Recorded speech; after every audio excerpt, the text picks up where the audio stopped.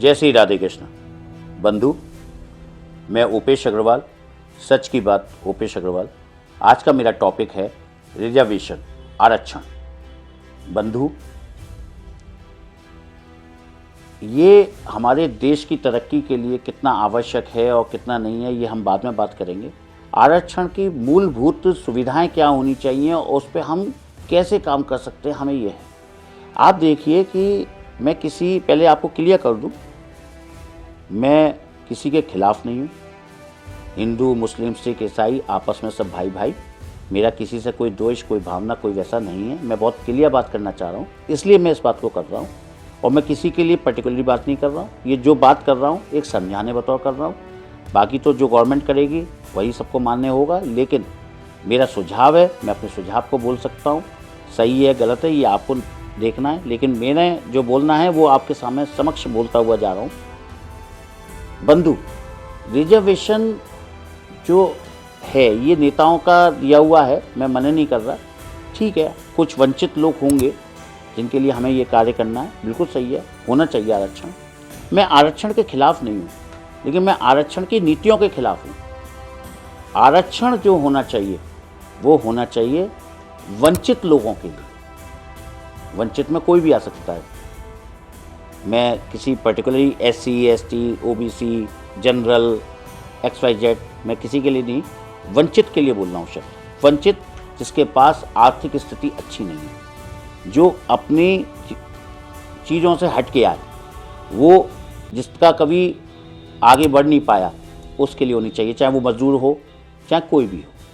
ठीक है, तो मेरा जो उद्देश्य है वो है कि रिजर्वेशन किस जगह आना चाहिए। रिजर्वेशन आना चाहिए हमें उनको आगे बढ़ाने के लिए। रिजर्वेशन आना चाहिए, हम कैटेगरी के हिसाब से आप ले सकते हैं तो ले लीजिए, मुझे कोई दिक्कत नहीं है।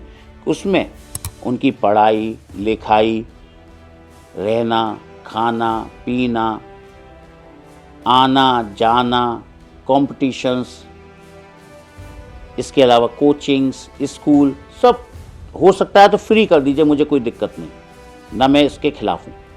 लेकिन बंधु, मैं एक चीज़ जरूर कहना चाहता हूँ, वो देश की तरक्की के लिए है, वो है राष्ट्र निर्माण की बात। और जब राष्ट्र निर्माण की बात आएगी तो मैं उसमें एक ही शब्द बोलूँगा कि इसमें कंपटीशन जो होते हैं वो फेयर होने चाहिए।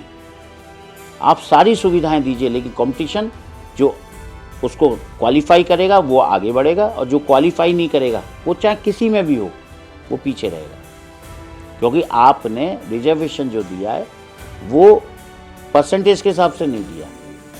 आपने जो रिजर्वेशन दिया है वो आपने कास्ट वाइज दे दिया है। लेकिन कास्ट वाइज में हर कास्ट में पैसे वाले भी होते हैं, वंचित भी होते हैं, किसी में कम होते हैं, किसी में ज़्यादा होते हैं।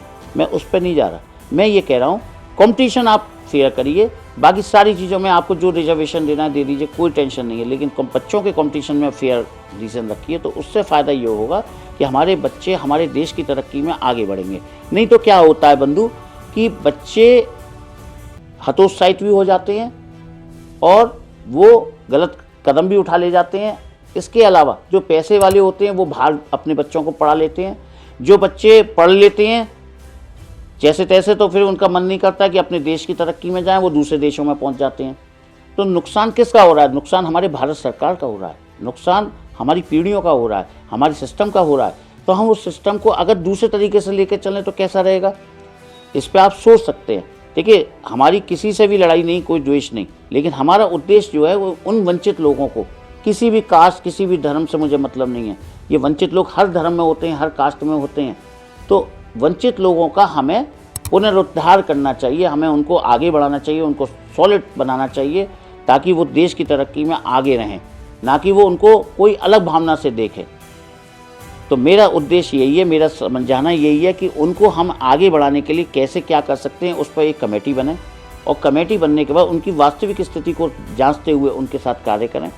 जिनके पास अपनी आय से अधिक संपत्ति है उनको उससे वंचित करें, जिनके पास आय कम है, मिनिमम में आते हैं, उनके साथ हम कार्य करें, उनको आगे बढ़ाएं, हर तरह से बढ़ाएं। कंपटीशन को छोड़कर सब कुछ आप उनको सपोर्ट करिए। गवर्नमेंट से मैं यही चाहता हूँ, यही मेरी अपेक्षा है। जैसा हो आप मुझे बताइए, मुझे कमेंट करिए, क्योंकि मुझे इसके पे आपके कमेंट ज़रूर चाहिए।